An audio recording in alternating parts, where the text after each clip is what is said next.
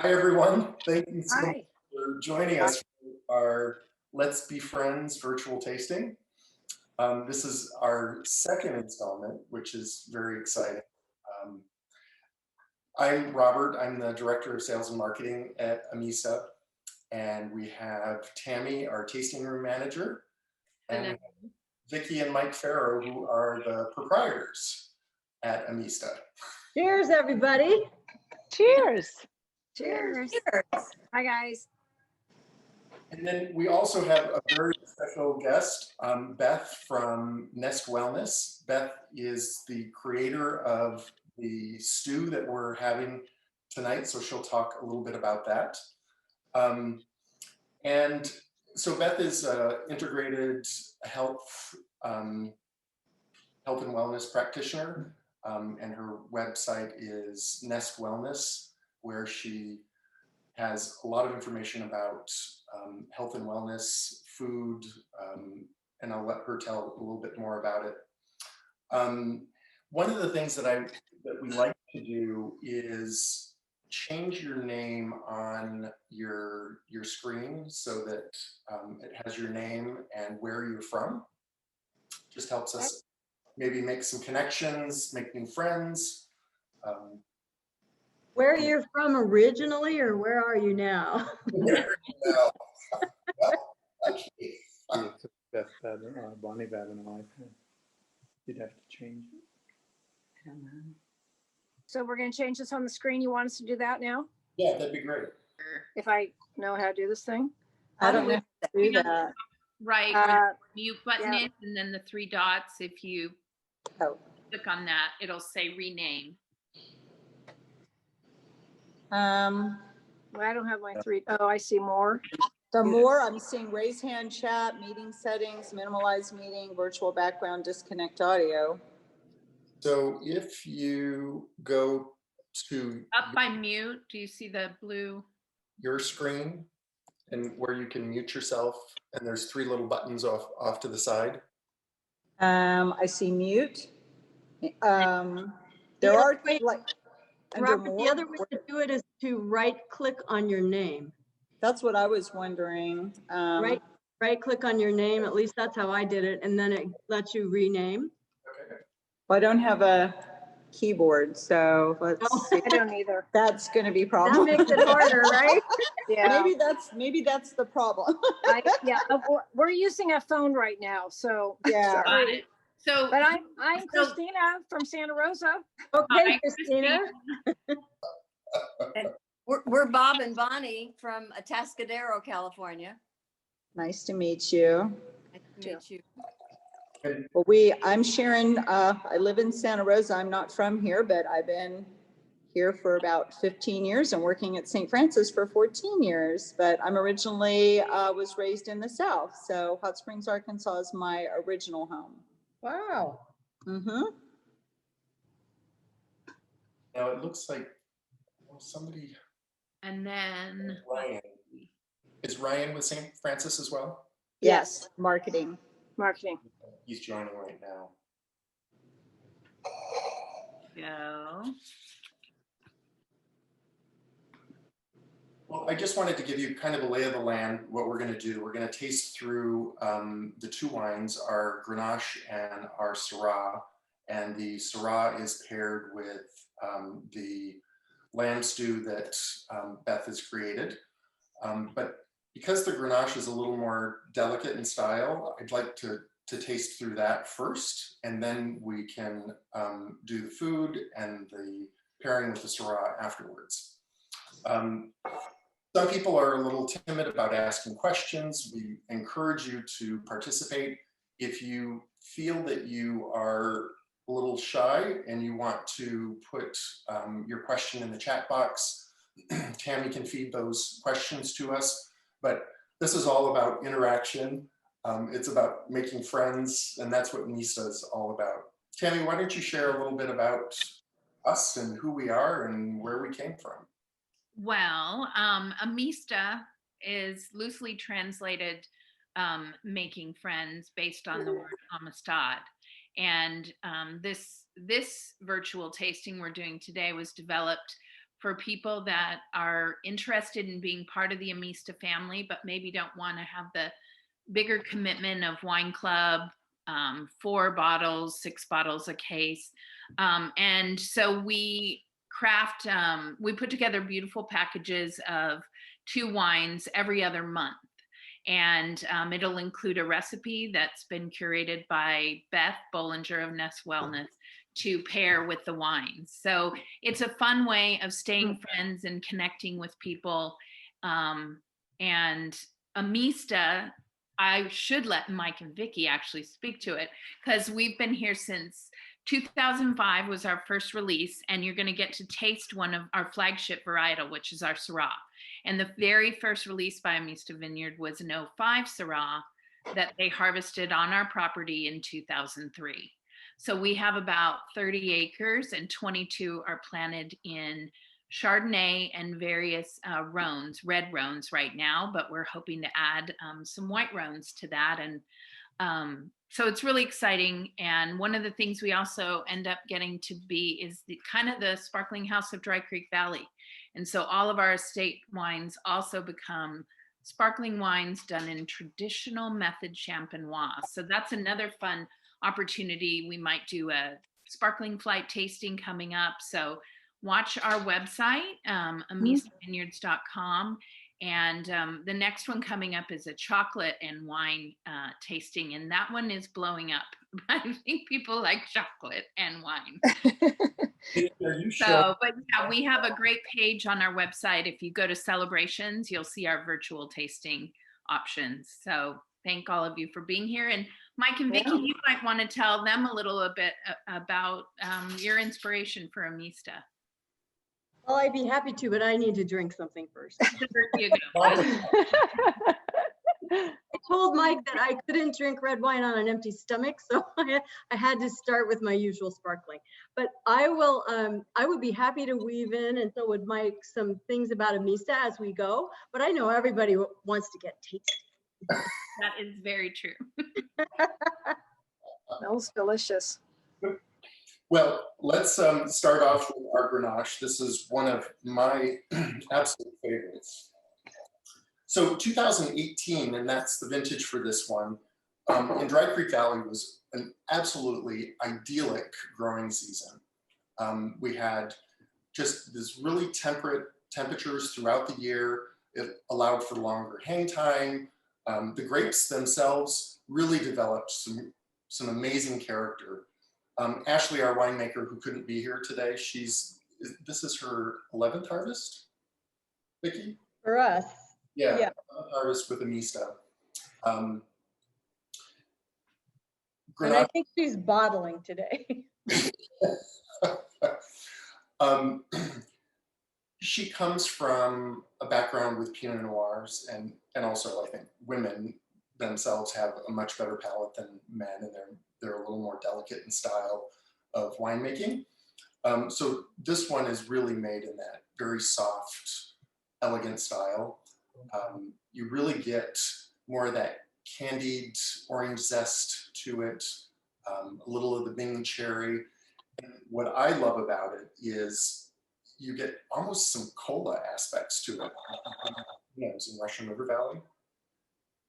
Just swirl it around and stick your nose in there. Okay. In her kitchen. Just really a beautiful wine. Mm-hmm.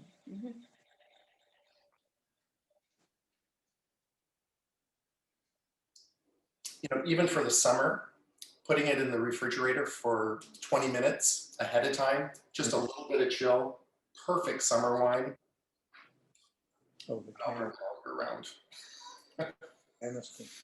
You know, and some of the food pairings that I would put with this would be, you know, like a roast pork loin with a little bit of orange marmalade or a little bit of raspberry preserves on it. I think that would be really sensational on the side. What do you guys think? Absolutely delicious. I can taste strawberries. Yeah. Are Really, you? really remarkable. Are there Grenache lovers on with us? Yes, yes, yes. Yes. Hi, Christina Hi. and Ryan. Ryan Hi and there. you're welcome to unmute yourselves and participate in the conversation. Sorry, I want to make sure there wasn't any background noise distracting other people, but it's quieted down now. Welcome, Ryan. Thank you. This is delicious. Yeah, it's showing really well. It's really nice. So good. Hey, Christina. Hey, Christina. Christina, where do you live? I live in Rincon Valley. Oh, okay, great. How about you? You're in Healdsburg? We're in Healdsburg. Right on the property where the winery is. Oh, okay. Oh, Beautiful. great. We watch So our grapes beautiful. grow every day. Oh, They're not growing right now. No, they're not. They're resting. What was the vintage of the Grenache? This was 2018. Okay. Yeah. So again, Tammy said that we grow Chardonnay. When Vicki and Mike bought the property in 1999, it was 100% Chardonnay. So over time, we either replanted or grafted onto existing rootstock. And we've gone through recently, in the last couple of 2 or 3 years, some major replants. Not only do we make a still Grenache, but this also goes into our GSM blend. And we also make a sparkling Grenache, Rosé of Grenache. ooh. That was selected by Wine Business Monthly as one of the top 10 hot brands in 2017. So we only make, on a good year, 175 cases. So it sells out like that. That fast. It's Wine Club exclusive. It's well worth joining the club to be able to have access to it. And When do you release it? we do have an industry club. Oh, okay. Oh, Good. We release it on February 1st. Yeah. So Oh, okay. Wow. next week. Yeah. come on. The And other we Christina, love Grenache, and we use it, as Robert said, in lots of different wines. And so one of the things we planted when we took out some of the old Chardonnay vines was more Grenache. when you said strawberry, I think it was Christina. It was, On yes. this, you would love the sparkling Grenache. We just got to taste it with Ashley, and all of them are. We always do dry to brut style sparkling wines with a beautiful fruit profile, and the one that comes out in that sparkling Grenache is that strawberry too. Perfect for just in time for Valentine's Day, right? That's why we release it in February. That and our sparkling Syrah, they're the Valentine wines. That's perfect. Ah. Hmm. Very nice. Right. So anyway, I think we're all a little peckish, and I would love to hear from Beth, because I told her the wine that we were going to, that I wanted her to come up with some pairing ideas, and this is all her. So Beth, tell us about the stew, why you selected it, and some of the modifications that you've made. So this is a hearty lamb stew. I think it pairs well. Loads of vegetables. You know, if you're eating lower carb, you can use turnips or rutabaga in place of the potatoes. And it's just a nice hearty winter meal. It pairs well with the wine. Yeah, I think Syrah itself, you know, it goes really well with gamier foods, so the lamb itself, but the bacon in there. There's bacon in there? There's bacon in there. One of the tasting notes is that there are smoked bacon characteristics. So Yeah, in the Syrah that it pairs with. I'm first going to take a little, actually, show you my plating. Very nice. Does anybody have it? I plated. Ooh, looks We're good. gonna You have virtual Pretty. envy. Good. guys are making me hungry. Yeah. So I'm going to taste this. Honey grumbles through the camera. So I gotta get the Syrah in my glass. Hmm. Does anybody want to bite? Yes, please. Yeah, I do. Mouth open. Mouth open. Hmm. Hmm. I love the color on this wine. Isn't it beautiful? Yum. Good job, Beth. Thank you. So I'm gonna taste a bit of the Syrah first. So does everybody have the Syrah ready? Mhm. Okay. Almost. Salute. So Syrah's very good to Amista. It was our flagship wine. It was also our flagship sparkling wine, was a sparkling Syrah. And we have the most Syrah planted. Like we have almost 5 acres, I think. Vicki? Yes. Yeah. So we get to do a beautiful still Syrah every year. We do it in a GSM blend. We have this sparkling. So it's a very important wine to Amista Vineyards. And I love this wine. It makes me think of fall, but then I just keep drinking it through winter. Yeah, I love the color on this. And this 16, this was right after the drought. So this was the first really wet year. And everybody was expecting the 15s to be really untouchable, like amazing. And I remember thinking at the time, how are the 16s going to do?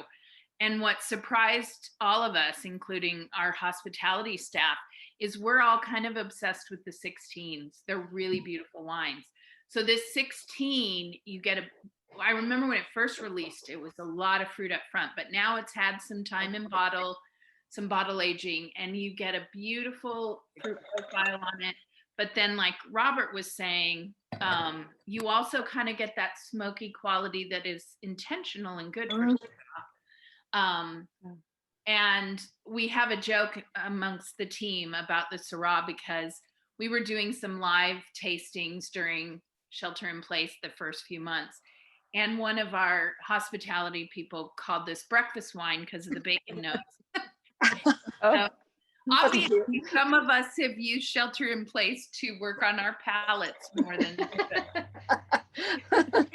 Judging. So let me tell you why this became our flagship wine. When we Mike made his first wine in Saratoga, California, in the South Bay. We had about an acre and a third, and we had a real steep hillside. We didn't know what to do with it, landscaping wise. So Mike read this little thing in the newspaper that said, plant a backyard vineyard. And we thought, well, that would be fun. So he planted a backyard vineyard, and 6 months after he planted it, he decided that he ought to learn how to make wine. He's got a PhD in chemistry and he loves to cook, but he'd never made wine. So he kind of taught himself how to make wine and bought half a ton of Cabernet grapes, which I thought was a massive amount, and made it in our garage. And then 6 months after that wine went into barrel, I got a job offer in New Jersey.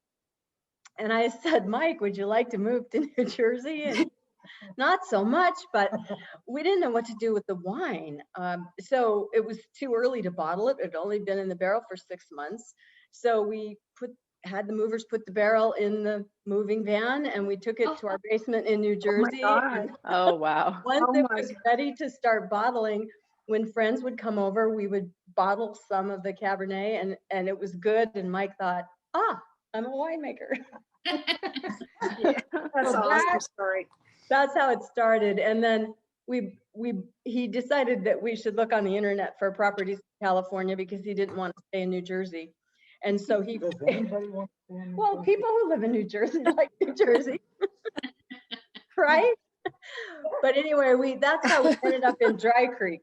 And we decided to rip out some of the Chardonnay and plant Syrah. And we had no intention of starting a winery, none at all. But as soon as Mike saw that there were Syrah grapes hanging, he decided he would make wine in the garage again, only this time, what did you do? 3 tons? 3 tons. Oh my gosh. The big garage. In our garage. And, you know, we couldn't sell it to anybody and it was too much to drink. So we gave a lot of it away and people started saying, well, you should make it commercially. And we called that our garage Syrah. And so Syrah has always been close to our heart because it's to blame for us actually getting into the wine business. How much was the first barrel an inspiration, the one that traveled with you across the country and back? Did it show as well as you'd hoped? Was it worth the keep? Absolutely. And we brought some of those bottled wines back, some of that Cabernet back, and drank it for a number of years after we got back here. So it kind of made a whole loop from California to New Jersey and a little short stop in Nevada and then back to California. It makes me think of the Louis XIII casks that they talk about carrying back and forth across the ocean. Perhaps it ages it a little bit, right? Yeah, Yeah. rocks it to Well sleep as traveled. it travels. Gives it more character. What a great story. Mm-hmm. That's awesome. This is really good, the Syrah also. Very nice. Yeah. So yeah, I just tried it with the lamb stew. Well done, Beth. It's delicious.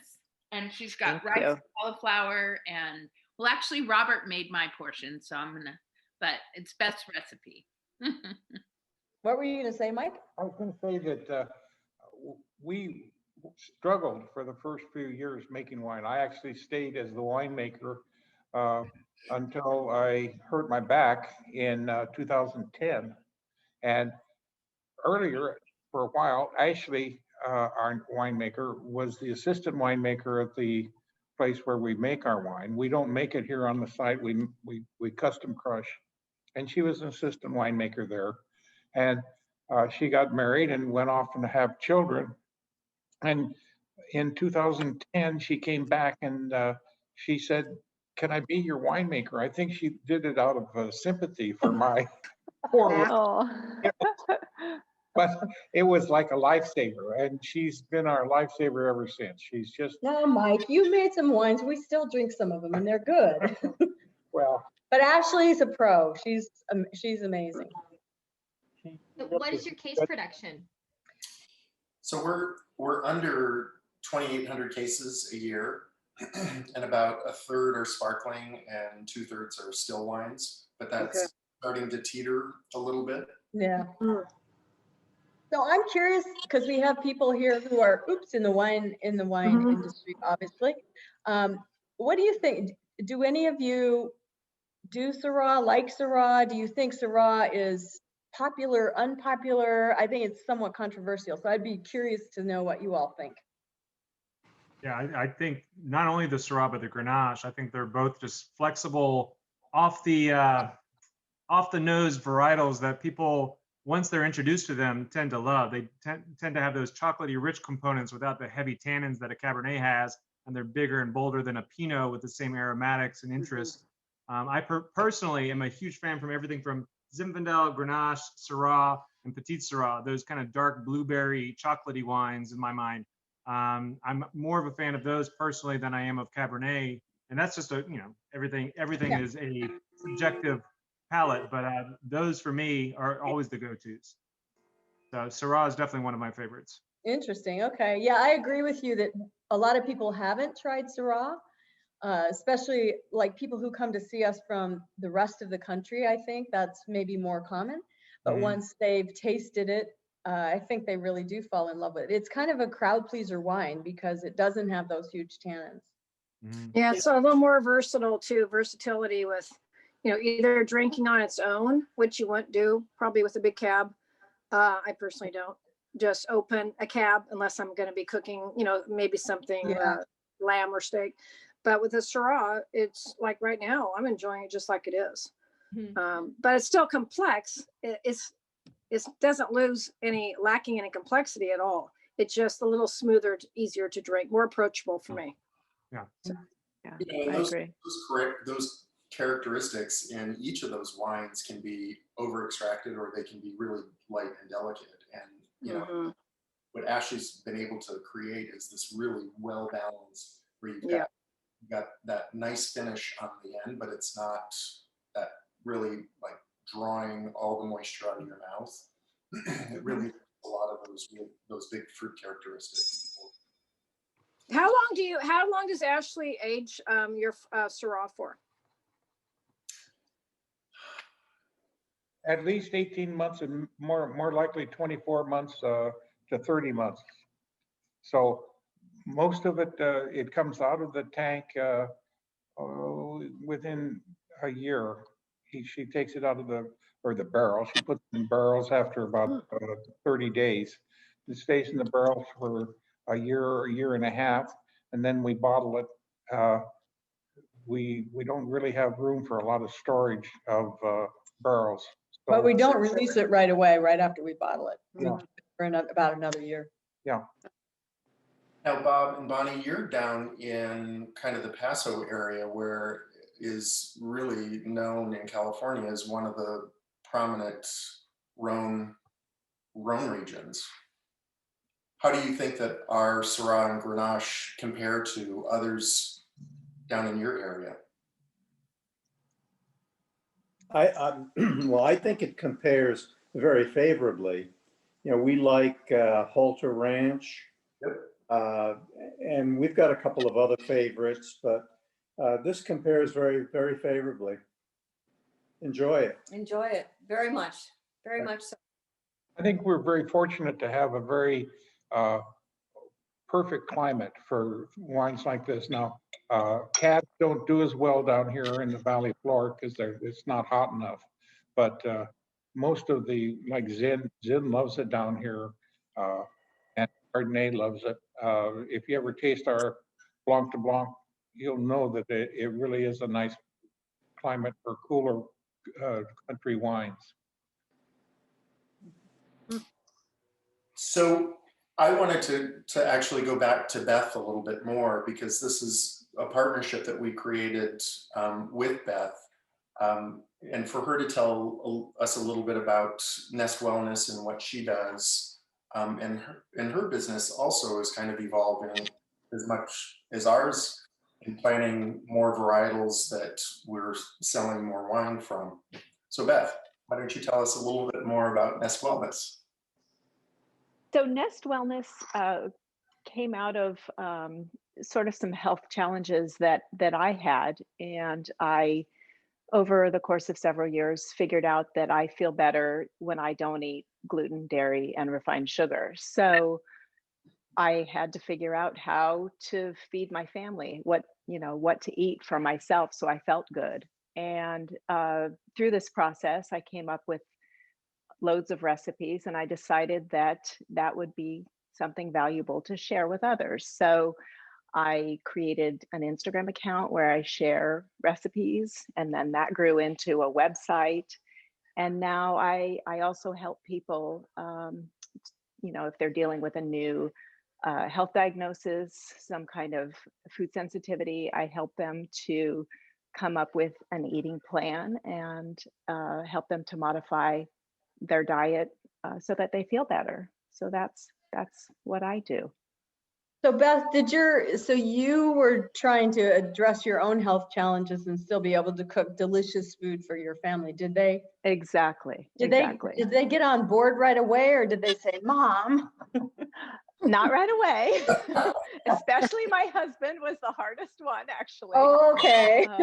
Which is funny because he's a doctor, but he thought he knew better, but turns out I did. So just saying. Yeah. So now we all eat the same way. We basically eat a Mediterranean paleo style diet. Lots and lots of vegetables. No wheat, no dairy, no sugar. So yeah, that's how it came about. Well, I know cutting out refined sugars and sugars period in my diet, I take so many more flavors than what I ever did. Yeah. Well, and the other thing, when you're not consuming sugar, it doesn't spike your blood sugar, and so you're not needing to snack all the time. So we eat 3 meals a day. The kids are totally satisfied with that.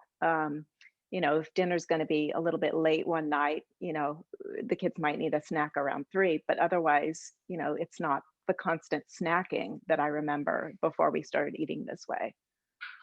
So Beth, did I see somewhere, and if I did, you can tell me that I'm crazy, but okay, you can just start now. Yeah, right. That's what Mike would do. But did I see that you might help people change favorite recipes so that they absolutely, yeah, that's one of my favorite things to do. So okay, say someone, I'm sending you some. okay, I love to do that. I love a challenge. So people, I've got a whole list of recipes that I'm working my way through for people. So maybe they've got a new dairy allergy, or all of a sudden they realize they're gluten sensitive. So that's one of my favorite things, is to make over recipes so that they can still eat what they love, but exclude the ingredients that they can't tolerate anymore. Yeah, that's great. Yeah. I tell you, the first Let's Be Friends series that we did was a crab cake recipe. That was so good. That we paired. I love crab cakes. Absolutely sensational. And it was all dairy-free, gluten-free. It was awesome. You guys would all love it. Yeah, and there's no reason to sacrifice flavor.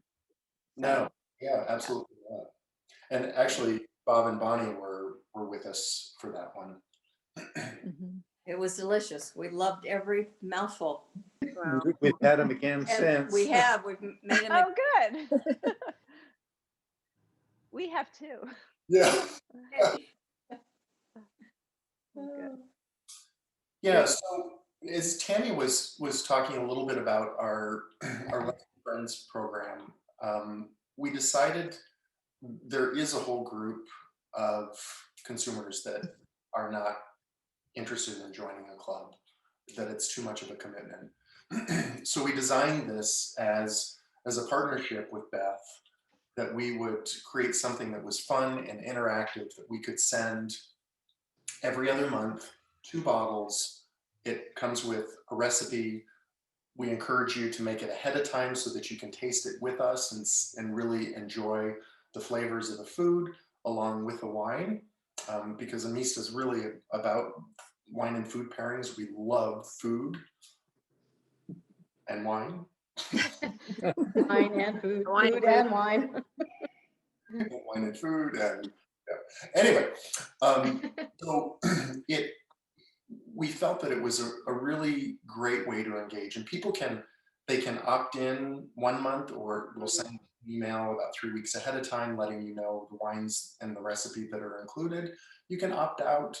There's no commitment at all to it. You pay full price for the bottles, and shipping is included. In the situation for club members or industry people, we ask you to pay for the shipping, but we'll give you the discount on the wines, but you also get the recipe. So it's really one of those fun, engaging subscription models with no, you have to take 3 shipments, or there's a cancellation fee or anything like that. We want to make friends, and that's really what Let's Be Friends is all about.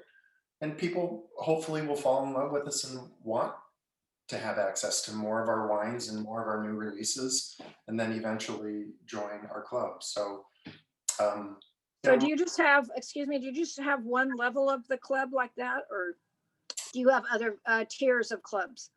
For Let's Be Friends? Or wine club, like different levels of wine clubs? We do. We have sparkling and still and mixed. Okay. At the 4-bottle level, it's either reds only, reds and whites, or sparkling only. I see. At the 6 and the 12-bottle level, you can do reds only, reds and whites, reds, whites, and sparkling, or sparkling only. No blues. No red, white, and blue. Yeah, pretty much every other option, right? Red teeth are bad enough. We don't need blue teeth. What? I said red teeth are bad enough. We don't need blue teeth too. Good point. Good point. Although Petite Syrah sometimes turns your teeth kind of blue. It kind of does. A lot of our people that have been interested in Let's Be Friends also love, they send it as a gift. and then they have their friends get on, and then they are challenging each other to make the recipe and things like that. So we have some wine club members that are planning on joining us and making the recipe and sending the package to their friends so they can do this together during times when we're not always able to travel and get together. So it's been a really wonderful way to make friends, which is who we are. Yeah, that's what we do. Awesome. That's great. That's I wonderful. love it. Love it. The exciting thing about it is, I think, now that we've all gone through this pandemic and trying to find new ways to connect with people, this is something that's going to continue for us. It's not just a shot in the dark, let's do this. It's really how we're going to be able to connect with people near and far. Mm-hmm. So Robert, I have a question for you, because I was looking on the website the other day when we were exploring the different tastings, and you guys do a trivia night as well, it sounds like. I saw your picture up there. I was like, oh, is he a celebrity? Do I know him from somewhere? I guess you're a celebrity here, but how's that following been? So Hawes, our wine club coordinator, he created a whole PowerPoint presentation, and I have to tell you, it's an absolute scream. But it's really hard. It's hard. What, the trivia is, or? Yeah, the trivia questions are Trivia. hard. Yeah. But we had such great feedback about it. It was fun though. Yeah, we're probably gonna do one in another 3 weeks. So keep your eyes peeled. We'd love to have you join in. It's a hoot of a time, and it's amazing. People are so competitive. I know. They are very competitive, and they are also hilarious. They don't get the right answer. Yeah, I could see that being really funny. Yeah, it was. Sure. Yeah, and we also have a scavenger hunt that's coming up as well. So that's going to be a ton of fun. There are things that you have at home, and we'll taste through some wine, and we'll say, okay, go find a tape dispenser. Oh, Wow. Scrambles off. First person that's back gets a point. Okay. So there's a prize at the end of Fun. it towards purchase of wine. But again, they're fun, interactive, engaging virtual tasting. So, we're always looking for new and creative ideas. So, well, I have to say, we'd love feedback. I was gonna say, what we've experienced today, I can see why you guys earn some accolades, because just the way you engage us and the way you all interact makes us a lot more engaging than some of the experiences I've had thus far. Just the fact that we can sit here and watch you all have a conversation is entertaining. It's fun. It's better than sitting at home watching TV all the time. Even though we're still on a screen, it's like being in a round table. It's being with new people and meeting new friends. It's fantastic. Don't knock TV. What was that? I say don't knock TV. Oh, It's the only thing we've you have got. a plug behind you. You're good. See that? Thank you, Ryan. That was nice to hear. Yeah, No, this has been really engaging. Yeah, we find that we've had wine club members come on one of our tastings to taste through new releases, and they actually didn't realize that another wine club member was somebody that lived near them, or we had one awkward moment where they're like, oh, you live right near my ex-husband. So they've always been fun, and it's the best way to enjoy a tasting if you can't be in the tasting room. And what's wonderful is so many of our wine club members are from out of state, and what this has shown us is there's no reason why they can't have the benefit of complimentary tastings or having these experiences with us. So now this is something that we will sustain no matter what, because we're able to really connect with people all over. Robert, have you told everybody that we are opening tomorrow? We We're open For outside tastings, we can't let you in the building because we're secret. But you know, if you come, you can sit on the patio and enjoy the beautiful views. Wonderful. Nice. That's great. Everybody's I'd love to open get now, I back. guess, right? Are you guys open? Just today. Today. Okay, yeah. and are, do you know if the This is the wineries first are day. open in Paso, Bob and Bunny? I Oh. don't think so yet. Okay. Not yet. Now, are you guys doing your beautiful food experiences at St. Francis? Yes. Yeah, we're Yes. hosting everything outside, much like you. We're very top secret indoors right now.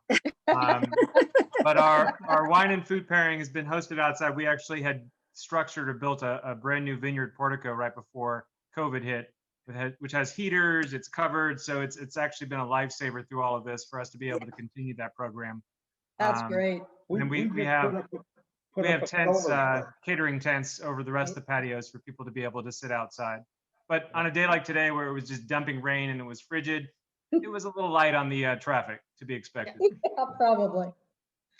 We just put a solar structure up and it's 40 by 40 covered right outside the tasting room. So it's a nice place to sit.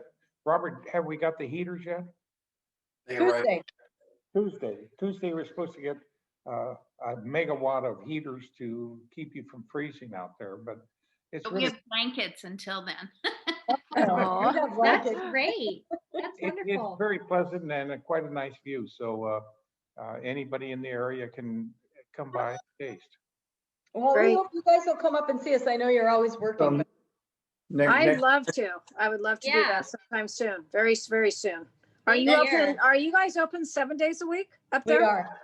Okay. We are. 11, You can 4:30. count me and Christina. Maybe we should go together. I love And their wine.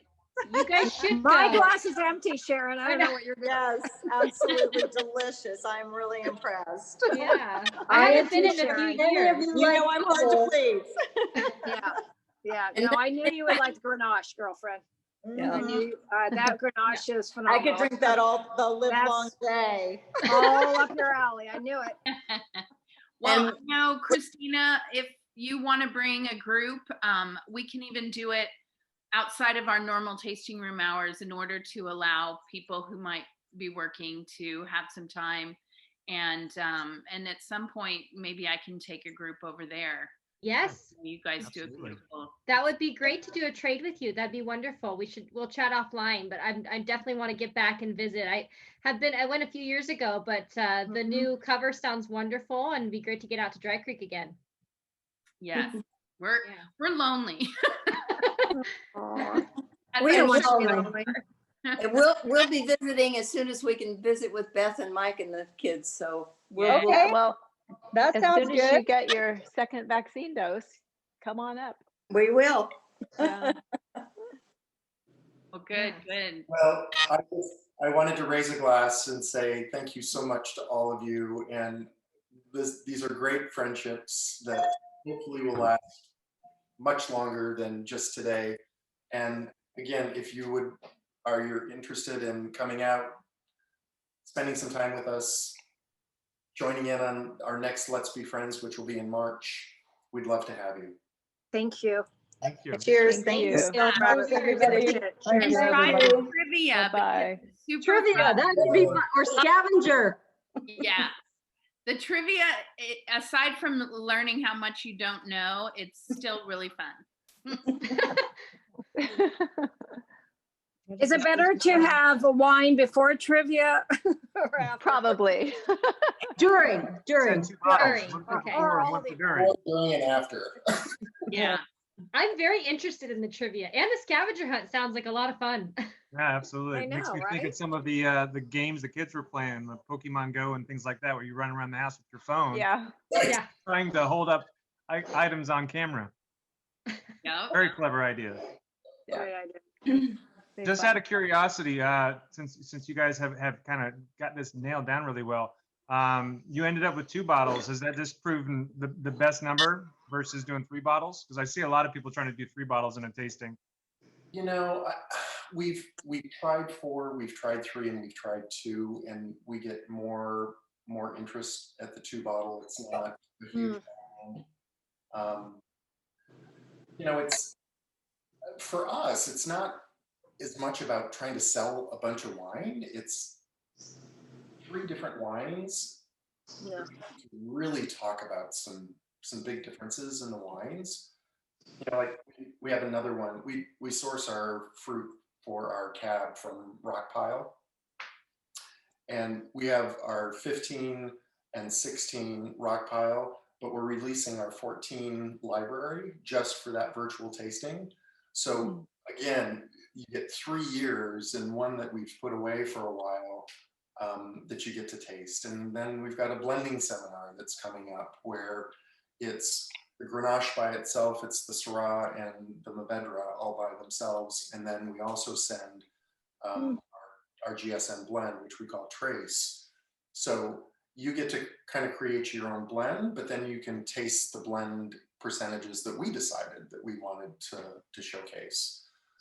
And that's a four bottle buy-in. So it's, you don't have a lot of people that are willing to open 4 bottles of wine in one night. Yeah. That makes sense. That So makes sense. Yeah. more people, I think, are willing to do 2 Yeah. in a night. Yep. That's- I'll finish these. Robert, wouldn't you say that it tends to be more our club members who are doing the 4 bottles and people that don't know us yet, maybe doing the 2 bottles? I mean, in general. Yeah, I would say that's a good summary. And our club members have told us that they've learned their lesson when they've done the 4 bottle ones, that perhaps it's not a good idea to try to drink all 4 bottles at the same time. That's why they make stoppers and, you know, they That do makes sense. last more than one day. Yeah. Yeah, at the beginning, people were drinking all the wine, all the bottles. Like there'd be 2 or 3 of them on the table. Now we say, you know, have a stopper or else invite more people to do the tasting. Yeah. with you. So they'll Tammy, do like 4 and 6 people or families. Like during the holidays, a lot of families were able to enjoy, so they could open all the wine. Right. So it was fun. Probably we're having a couple people just kind of falling off camera. Tastings. Actually, I would like to point out that many of these wines, in fact, all that I know, if you get those nice stoppers that have a rubber ring and you snap them down, you can keep a bottle of wine for 2 or 3 days. We often can't finish 2 or 3 bottles a night. Mike, we always It really does not die that quickly. Especially if you keep it in the fridge until you're ready to serve it later. So I'm not trying to advocate people buy excess wine. It's just that I don't think it's fair to say that it just goes away in one tasting. Well, being that we're in the industry, we'll advocate for you. Yes, you can do that too. We're all on this mission. And the same with sparkling. You know, I have a little of Blanc de Blanc every night and I have a great stopper and it lasts, except I have to just tell this one story, okay, before we leave. One story. So my husband he likes beer and he would always drink like a light beer or 2 or 3 or something more than that before dinner. And I would always have my sparkling wine. And he decided that he was drinking too much beer. So he put himself on a limit of just 1 can per night.